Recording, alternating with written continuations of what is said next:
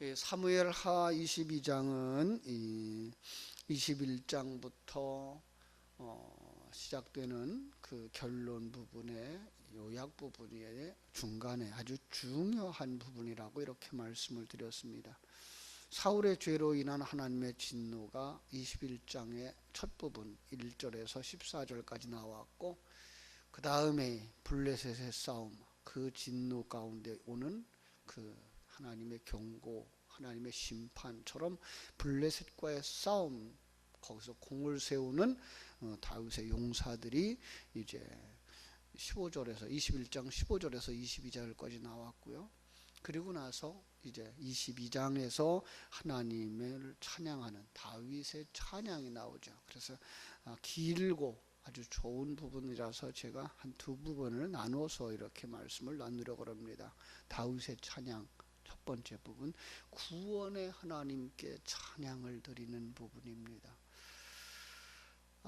약간의 수정을 거쳐서 나중에 이것은 시편 18편이 기록되고 있어요. 시편 18편도 역시 같은 내용이라고 이렇게 보시면 됩니다. 다윗은 여기서 자기가 온갖 환난에서 고난을 당하고 고통을 당할 때에 하나님께서 자신을 구원하여 주셨다라고 하나님을 찬양하고 있습니다. 자신의 체험을 선포하고 그 시를 읽는 모든 사람들에게 자신의 신앙생활을 간증하는 것 같고, 자신의 삶을 돌이켜보면서 하나님 앞에 영광을 돌리는 이 부분을 우리는 읽어가면서 이것이 바로 내 모습이구나, 우리의 모습이구나 라고 느낄 수 있었으면 더 좋겠어요. 특별히 하나님의 구원을 찬양하는 다윗의 마음 속에 다윗의 그 경건한 믿음이 드러나고 있고요. 그리고 하나님을 향한 뜨거운 사랑이 일어나고 있고요. 넘치는 기쁨과 그리고 승리케 하실 것이며 완성되어질 것을 바라다보는 확실한 소망이 그 속에 있는 것도 우리가 볼 수가 있습니다. 다윗이 모든 영광을 하나님께 돌리고 하나님으로부터 위로와 소망을 받아서 평강을 누리는 것을 보면서 우리에게도 이와 같은 은혜를 베풀어 주시는구나, 나도 이런 은혜를 받은 사람이며 내 안에서 이렇게 역사하시고 일해 주시는구나를 깨닫는 시간이 되었으면 좋겠습니다. 1절에서 이 시편을 기록한 동기를 기록하고 있는데요, 한번 보죠. 여호와께서 다윗을 모든 원수의 손에서, 사울의 손에서 구원하신 그날에 다윗이 이 노래의 말씀으로 여호와께 아뢰었다. 자, 모든 대적의 손에서, 사울의 손에서 구원하신 그날이라고 말하고 있어요. 구원의 감격에 가득 찼겠죠. 승리의 감격에 가득 찼겠죠. 거기서 우리는 자신을 돌아보는 우리 다윗의 모습을 이렇게 생각해 볼 수가 있습니다. 아버지 이새의 아들로 태어나서 남들이 알아주지도 않는 그런 자신의 모습, 그저 한낱 목동으로 살았던 그 사람,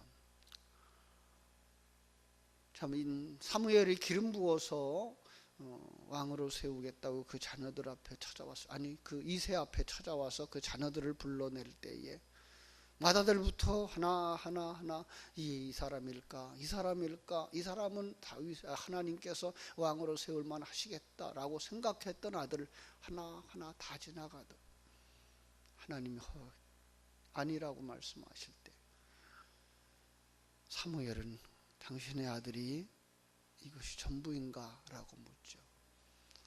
아니요, 하나 또 있기는 있는데요. 그러면서 아버지도 그 사람이 다윗이 그렇게 하나님의 기름 부음 받은 종으로 나라의 왕으로 세워질 것을 생각도 못했던 미천한 아들, 그것이 바로 다윗의 모습이었는데, 그를 이제 하나님이 불러다가 기름 부으셔서 이스라엘이라고 하는 나라의 왕으로 삼으시고 이렇게 아름다운 모습으로 지켜주시고 보호해 주신 자신을 돌이켜볼 때 참 감사하고 감격할 수밖에 없었다라는 것이죠.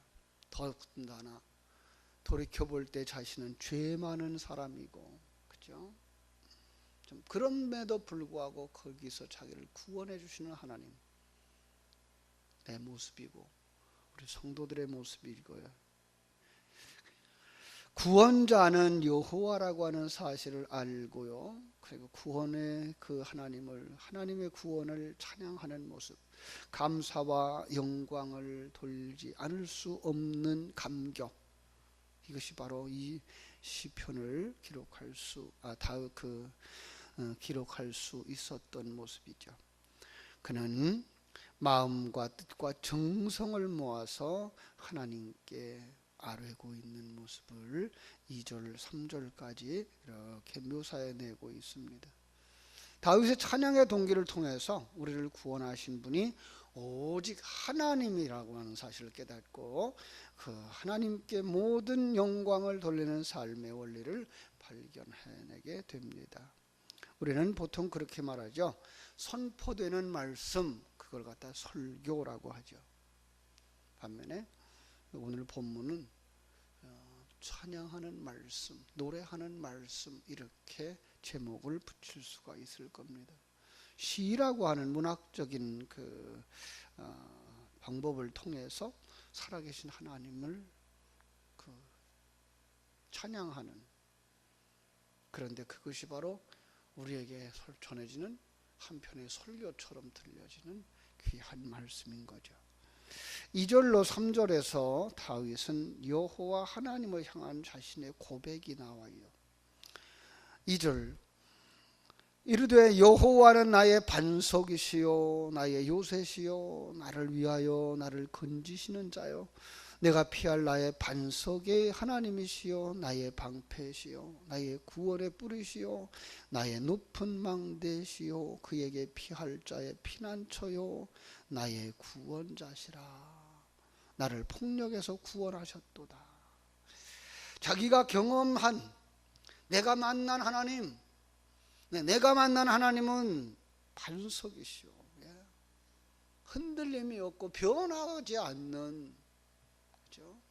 하나님은 신실하시고 하나님의 약속을 지키시기 위해서 하나님은 일하시고 계시며 그 약속은 변하는 것이 아니라 그저 변함이 없는, 우리는 범죄하고 우리는 연약해지고 참, 그럼에도 불구하고 하나님은 여전히 변함이 없이 반석같이 나의 등 뒤에서 나를 지켜주시고 보호해주시고 인도해주고 계신 그 하나님 뿐만 아니라 참 전쟁터에서 나를 지켜주실 만한 요새요, 그는 나를 건지시는 자요, 그죠?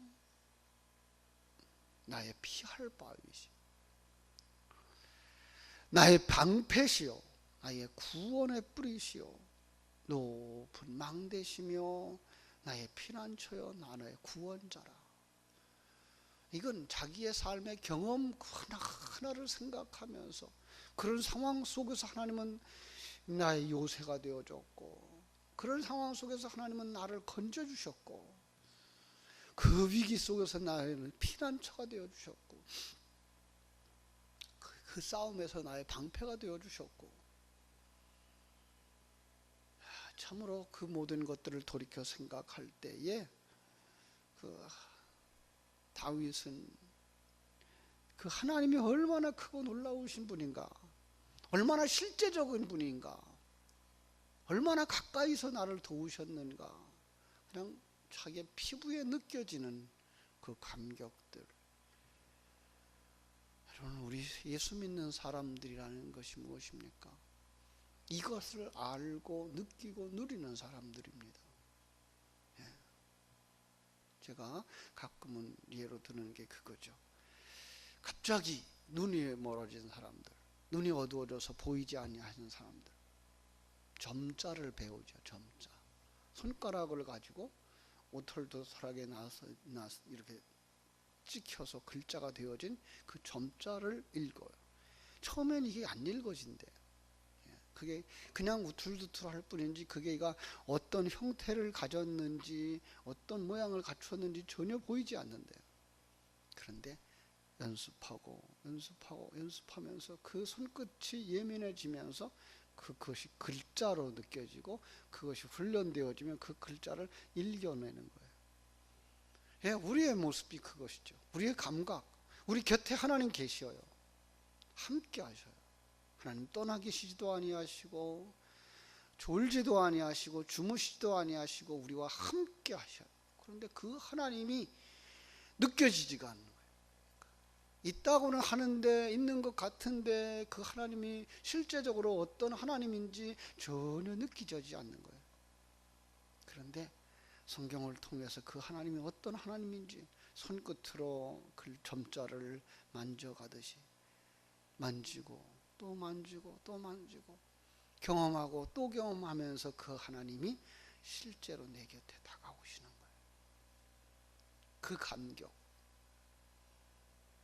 그 은혜, 그리고 거기에서 느끼는 따뜻함과 평안함.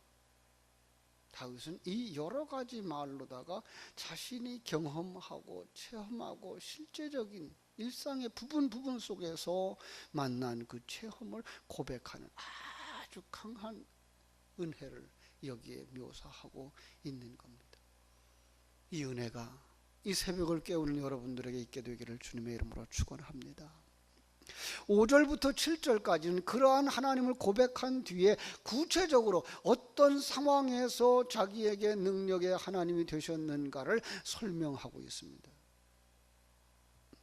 사망의 물결이 나를 애우고 불의의 창수가 나를 두렵게 했으며 수월의 줄이 나를 두르고 사망의 올무가 내게 이르렀도다. 사울의 그 죽이려고 덤벼들고 군사를 데리고 쫓아오고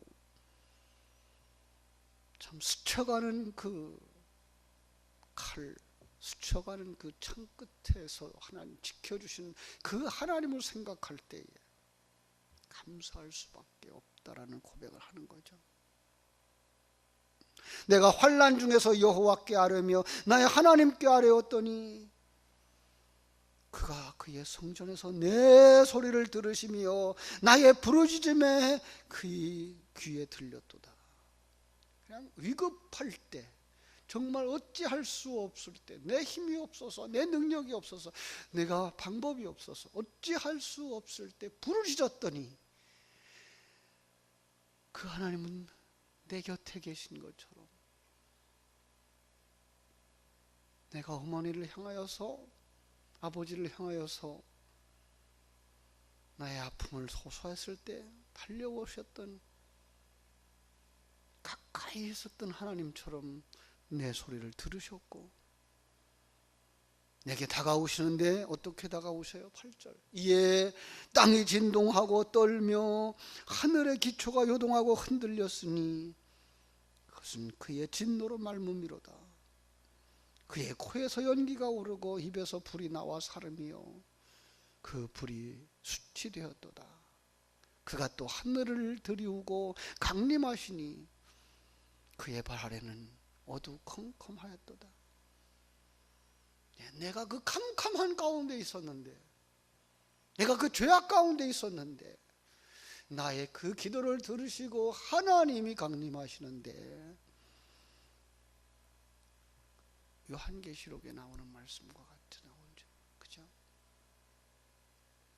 기도에 응답하시는 하나님, 하늘에서 숯불을 갖다가 부으니까 지진이 일어나고 뇌성이 일어나고 우박이 떨어져. 바로 여기에 다윗의 기도에 응답하시는 하나님이 나타나고 있는 거예요. 나는 정말로 캄캄한 가운데서 빛이 없어서, 소망이 없어서 안타까워할 그때에, 답답해하고 있는 그때에 얼마나 빨리 오시는지 11절 그룹을 타고 나르시며 바람 날개 위에 나타나셨도다. 곧바로 기도하는 여러분의 기도를 통하여서 하나님의 응답이 이렇게 나타나게 되기를 바랍니다. 그가 흑암 곧 모인 물과 공중에 빽빽한 구름으로 둘린 장막을 삼으시며 그 앞에 있는 광채로 말미암아 숯불이 피었도다. 여호와께서 하늘에서 우레소리를 내시며 지존하신 자가 음성을 내시며 화살을 내려 그들을 흩으시며 번개로 무찌르셨도다. 우리의 새 사람을 해하는 옛사람을 물리치며 우리의 신앙을 지키려고 하는 우리를 사단의 손에서 건져내시는 하나님의 모습을 이렇게 표현하고 있습니다. 정말로 건강하지 못할 때에 나타나신 하나님, 가난했을 때에 나타나신 하나님, 실패를 맛보았을 때에 나타났던 하나님, 언제나 그분은 나의 방패가 되어주셨고 나의 피난처가 되어주셨다고 고백하는 우리는 그 소리를 우리는 듣게 됩니다. 돌이켜 보게 됩니다. 우리의 생애 속에서도 하나님은 이렇게 일하셨다는 것입니다. 누구의 하나님만 되시는, 다윗의 하나님만 되고 그 위대했던 솔로몬의 하나님만 되시거나 바울의 하나님만 되시는 하나님이 아니라 모든 하나님의 백성들에게 동일하게 역사하시는, 하나님의 생명을 가진 하나님의 백성들, 하나님의 자녀들에게 동일하게 역사하시는 그 하나님. 그래서 그걸 계속해서 이렇게 하나님께서 그 어떻게 다가왔는가, 초자연적인 모습으로 개입하시기도 하셨고, 우리가 생각하지도 못했던 그 부분으로도 역사하시는, 땅이 진동하고 떨리고 하늘 기초가 요동하고 흔들리고 코에서 연기가 오르고 입에서 불이 나와 사르고 하늘을 들이우고 강림하시고 구름을 타고 나르시며 하늘에서 뇌성을 발하시고, 그래서 우리의 원수를 물리쳐 주시고 우리를 거기서 보호하시고 살려주신 하나님. 이런 표현들은 하나님의 그 초자연적인 역사들을 다윗이 아주 정말 재미있게 상징적으로 은유법을 통해서 표현하고 있는 거죠. 하나님께서 얼마나 놀라운 방법으로 역사하셨는지, 마치 크고 강한 비구름을 가득 차서 지금 곧 비가 쏟아지고 호위주의보가 예보되고 둑이 터져서 모든 사람이 사망의 두려움에 처해 있는 그 상황에서 큰 동풍을 불어서 비구름을 순식간에 밀어내셔서 하나님이 이스라엘 백성들을 홍해 가운데로 건너게 하셨듯이 그 위기 가운데 건너게 하시는 바로 그 은혜의 하나님, 나를 도우시고 지키시고 보호하시는 하나님. 홍수 때에 방주 속에서 노아와 그 8 식구를 지키시고 보호하신 것처럼 하나님이 품에 안아서 우리를 건너게 하시는 그 모습을 우리의 생애 속에서 경험하고 있다는 것, 여러분들이 더 감각이 예민해져서 더 하나님과 함께하는 그 은혜의 시간들이 충만해서 오늘도 하나님이 이렇게 다윗처럼 우리를 지키시고 보호하시고 인도하신다는 사실을 깨달아 알고, 오늘 저녁 돌이켜 하루의 삶을 바라다 볼 때 다윗처럼 여호와는 나의 반석이시요 나의 요새시요 나를 구워 위하여 나를 건지시는 자요 내가 피할 반석이시요 방패시요 구원의 뿌리시요 높은 망대요 나의 구원자가 되셨군요 라고 고백하고 찬송할 수 있는 복 있는 하루 되어지기를 주님의 이름으로 축원합니다. 기도하겠습니다. 하나님 아버지,